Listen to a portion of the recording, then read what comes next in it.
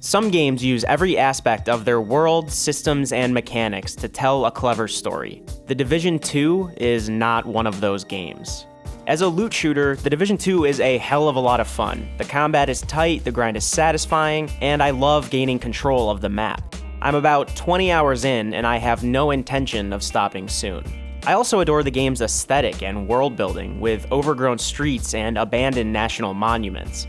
You can almost smell the pavement when a thunderstorm rolls in during a firefight. I prefer the Division 1's wintry New York to this new map, but the latter is not lacking in flavor. What's disappointing is that Ubisoft and Massive Entertainment don't capitalize on the potential that world building brings about. That is to say, everything exists on a functional level, but not much more. NPCs don't seem like characters, they exist just to point me to the next fight. Settlements are filled with survivors, yet somehow they feel utterly empty. As I explore the map and meet new people and improve my character, the remains of the nation's capital become a concrete blur. At this point, I'm sure many of you are saying loot shooters do not need a story, and in the past, I would have agreed. Many people play these games for the catharsis of the grind and the constant flow of upgrades. Those are the main reasons I played Anthem, and admittedly, the main reasons I'm enjoying The Division 2. But that kind of thinking can only hold the genre back. Over the course of the first Destiny's lifespan, Bungie gradually emphasized storytelling to great effect. It introduced new villains, fleshed out existing characters, and overall, made me give a shit about what I was doing. Destiny 2 has been playing narrative catch-up for a while now, but it is catching up.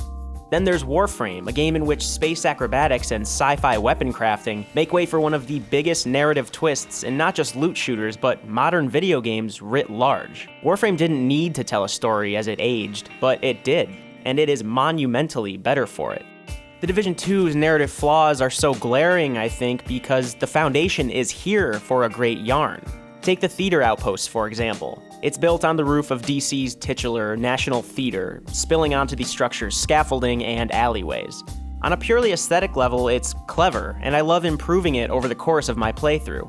It reinforces my sense of progress. It pushes the idea of rebuilding the city and, by extension, the United States. But the majority of the theater's inhabitants seem to exist only to serve me, the player. Whether as quest givers or item vendors, they just kind of stand there eagerly awaiting my return.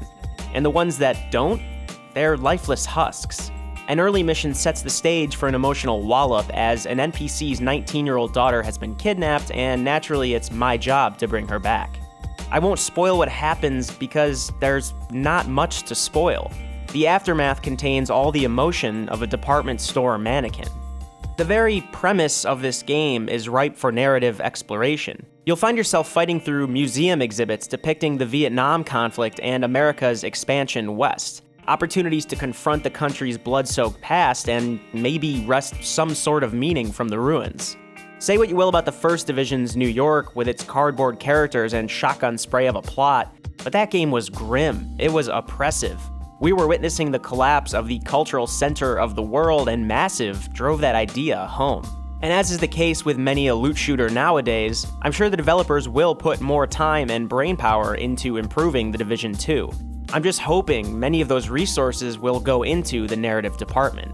Because more and more, the games as service field is becoming the prime genre to tell a story through. Players spend months, often years, returning to these worlds. They come for the grind and the reliable thrills, and they grow attached. So why not give them a story to talk about? As of now, The Division 2 wastes no time telling me that humanity has lived on after the collapse. It wastes no time telling me I should care about its inhabitants. But it spends far too little time actually proving it.